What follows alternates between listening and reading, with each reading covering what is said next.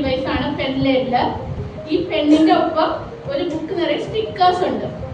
അപ്പോൾ ഈ സ്റ്റിക്കേഴ്സിൽ നമുക്ക് നമ്മുടെ ഓൺ വോയിസ് വെച്ചിട്ട് റെക്കോർഡിങ് ചെയ്ത് വെക്കാനായിട്ട് പറ്റും. ഇപ്പം ഇപ്പോൾ ഒരു വിഷ്വലി ഇമ്പയർഡ് ഒരു ഓഫീസിൽ എന്തെങ്കിലും വർക്ക് ചെയ്യുന്ന ഒരു വിഷ്വലി ഇമ്പയർഡ് ആണെങ്കിൽ ആൾക്ക് ഇപ്പോൾ ഫയലുകളോ അങ്ങനെ കാര്യങ്ങളൊക്കെ മാനേജ് ചെയ്യുന്നുണ്ട്.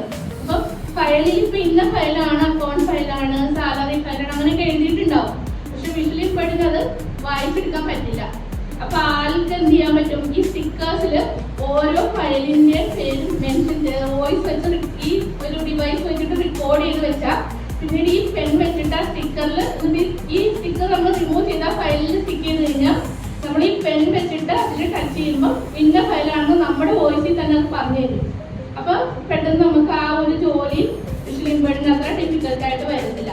അതുപോലെ ഇപ്പം വിഷ്വൽ ഇമ്പയർഡ് ഹോസ്റ്റലിൽ നിൽക്കുന്നവർ അല്ലെങ്കിൽ സ്വന്തം കുറെ കാര്യങ്ങൾ നമുക്കിപ്പം സർട്ടിഫിക്കറ്റ്സ് ഒക്കെ ഇന്ന സർട്ടിഫിക്കറ്റ് ഡിഗ്രി സർട്ടിഫിക്കറ്റ് അല്ലെങ്കിൽ നമ്മൾ വീട്ടിൽ ചോദിക്കുന്നത് ഏത് സർട്ടിഫിക്കറ്റാ അങ്ങനെ ചോദിക്കേണ്ടി വരും. അപ്പം അങ്ങനെയുള്ള സിറ്റുവേഷനിലൊക്കെ ഇത് യൂസ് ചെയ്യാനായിട്ട് പറ്റും.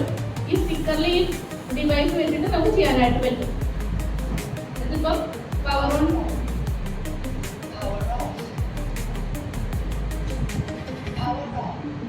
ഓൺ ചെയ്തിട്ട് ഇപ്പൊ ഈ സ്റ്റിക്കറിൽ ടച്ച് ചെയ്യുമ്പോൾ ഇത് ഇതിനകത്ത് എന്തെങ്കിലും റെക്കോർഡ് ചെയ്തിട്ടുണ്ടെങ്കിൽ അതപ്പോൾ പറയും, ഇല്ലാന്നുണ്ടെങ്കിൽ അത് ഫ്രീ സ്റ്റിക്കർ ആയിരിക്കും.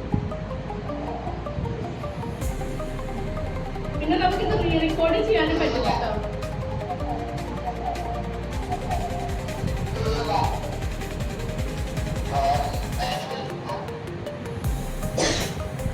ഇതുപോലെ റെക്കോർഡ് ചെയ്യാനായിട്ട് പറ്റും. ജസ്റ്റ് ഇതിന്റെ ഒരു ബട്ടൺ ഹോൾഡ് ചെയ്ത് വിട്ടിട്ട് റെക്കോർഡിംഗ് പറയുമ്പോൾ നമ്മൾ ഈ സ്റ്റിക്കറിൽ ടച്ച് ചെയ്തിട്ട് റെക്കോർഡ് ചെയ്താൽ മതി. അപ്പം റെക്കോർഡാകും. പിന്നെ നമ്മൾ എപ്പോൾ ഈ പെൻ വെച്ച് ടച്ച് ചെയ്താലും അത് വായിക്കും. പിന്നെ നമുക്ക് റീപ്ലേസ് ചെയ്യണമെങ്കിൽ വീണ്ടും സ്റ്റിക്കർ അതിൽ വെച്ചിട്ട് റീ റെക്കോർഡ് ചെയ്താൽ മതി. പക്ഷെ ഇതിന് നിലവിൽ വേറെ എറേഴ്സ് ഒന്നും ഇല്ല.